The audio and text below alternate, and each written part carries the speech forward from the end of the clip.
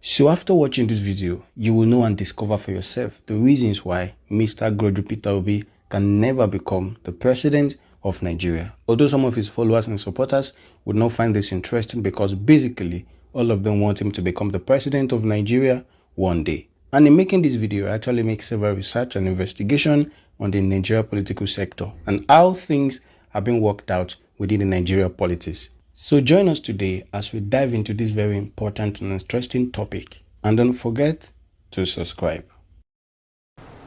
It's time you have look at the mind by trying to create the purpose of government is to care for the poor. Start pulling people out of poverty. As you're doing this, you start raising it up again. Government start getting more income and you start caring for so many things. You're dealing with an established criminalizing structures.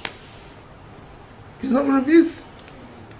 You know, it's not easy to remove structures that have been built over the years on wrong things. They're not going to go away easily. They're going to fight. And I believe that you can join me. Soyinka and other people. What is this thing about Obi? That means there's something, a goal you people see in this Obi. Because this man did not win elections.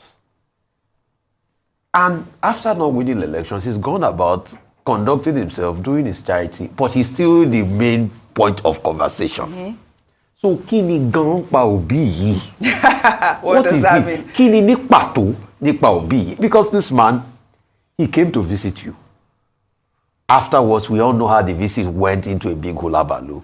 I don't want to talk more about that visit because I was very privy to a lot of things that happened in that visit. And I don't want to talk, for the sake of privacy. But afterwards, he went that way. And you keep indicting him as regards to the conduct of obedience, which are young people that have a right to react. What about the people that, did ethnic strife? What about the people that carried Oro in elections in Lagos? Professor Wole has not said anything about that. What about people that were beaten? Professor Wole has not said anything about. What about people in Ikota that were beaten? All of a sudden, Oro came out because of election. He's not said anything about that. But this thing is always about constantly Obi. And when we ask him to comment about the current president, I don't comment after 1 year. Now it's 1 year. Now he should comment. He will not still comment. So what is this thing really? Kini oro Obi yi ni pato? I'm asking, the same man you went a couple of months, you went to call them Badjue and all sorts of, yeah. And you think people will not, and when they react to him now, don't forget that. You call them fascists and things like that. And this was an election that you only heard one side of the story, you were not full privy to. Yes, but and there are many things that you should know because Professor Wole is 90 already. Yeah. But we will not stop respecting him for the role he plays. I dove my heart for him because when it was time to stand tall, he stood tall in this country. And I say we have a lot of respect for him, but there are some things we say that we disagree. Yeah. We can respect you and disagree with you. Yes. So I disagree with him on this. In him being fair as an elder statesman, it would be good for him to speak in a way that is objective and across board.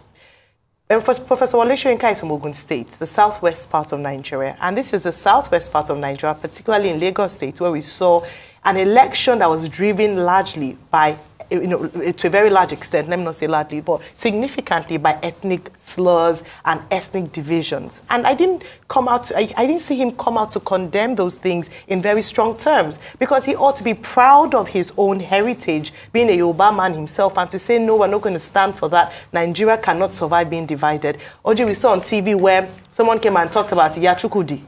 And talked about the fact that, they were going to, if people were told not to come and vote if they looked a certain type of way. I would have expected him to also use the same energy to speak about that. We see vitriol online, not just from the obedience he talks about, but also people who come out to say that, even people in government. Just check on YouTube. They called me Omuale Yoba. Just check on YouTube, the comments. It is saddening to see that we've descended to such a level in Nigeria where the only thing we can use as an attack is the way you come from, where you are, your heritage, and that's why we talk about this whole unity in diversity. So I would expect that he should be promoting the unity of the Nigerian people, and that's why I'm glad that he spoke about the Nnamdi Kanu issue. Yes, I thought that brought some balance to that. Yeah. So the obedience, let me not lie, this obedient movement, even though it's couched under the name, calling for Mr. Peter Obi, are young Nigerians who are tired of the way Nigeria is. And so they've come out very strongly to speak against it. And to be honest, for a number of them, they saw something different in Mr. Peter Obi,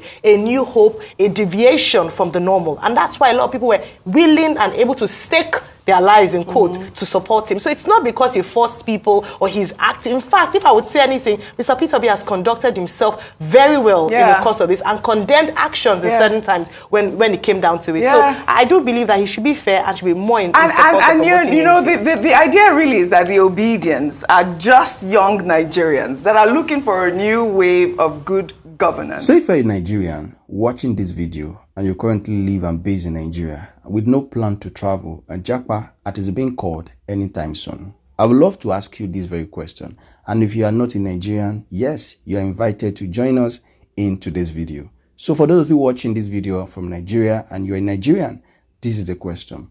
How many of you participated in the last presidential voting exercise?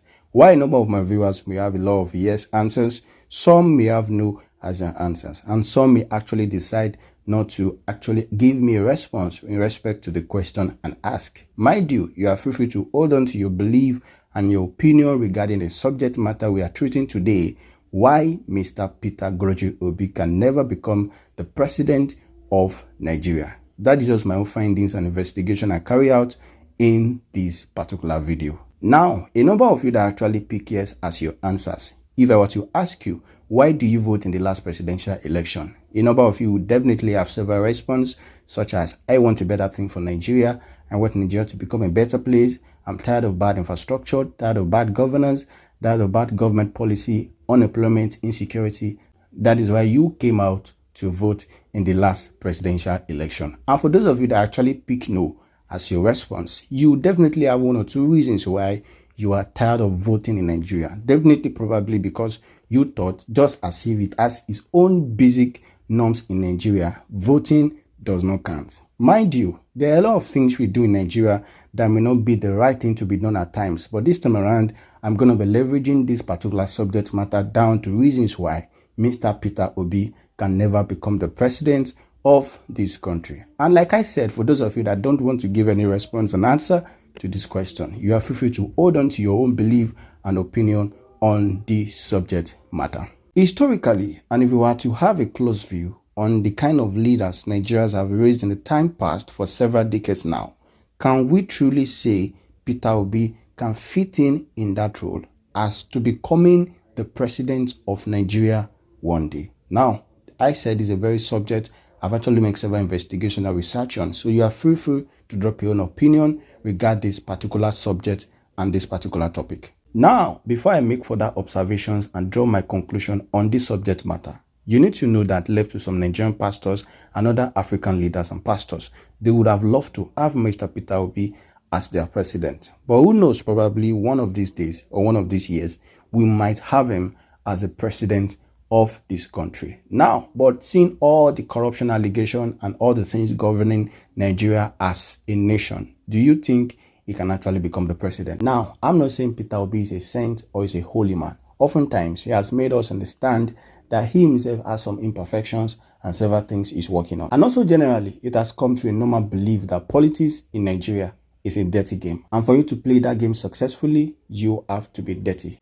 And that is why oftentimes it actually played out in our political leaders that we raised to actually occupy some major political offices and positions in this country. Hardly will there be any election in Nigeria where there will be snatching of electoral materials and ballot boxes. And hardly will there be any election in Nigeria where there will not be bribery and corruption. But do you think with the kind of person and personality Mr. Peter Obi uphold to, can he do any of this? You are free to drop your comments at the comment section of this video. And that was the reason why I said personally, seeing all of these things happening in Nigeria political fame, I don't think Peter Obi can become the president of this country unless if you decide to join them. Just like a normal saying, if you can't beat them, you just have to join them. But Can Peter Obi truly join them, seeing all his aspiration to become the president of this country? Because definitely, truth be told, if you must hold some notable post in this country politically, you need to join some cabals. I understand how things are being done, even though they are illegal. So for those of you watching on this video and coming across this particular YouTube channel for the first time, do well to subscribe to this YouTube channel and don't forget to drop your own thought about this video. Now, this is not the end of it all. Like I said, I've made several investigations and research on this particular subject, and those are the things I'm going to be diving into deeply in my subsequent videos on this particular subject matter. So that you mix out, just stay tuned and subscribe, and also do well to drop your comment about the few things we've done in this particular video. Do subscribe, stay tuned, and do ready to receive from us the next video we'll be doing on this particular subject matter, why Peter Obi cannot become the president of this video. Now, a number of you may have several thoughts and observations regarding this particular video. You are free to drop it at the comment section of this very video. Thank you for watching. See you guys in my next video.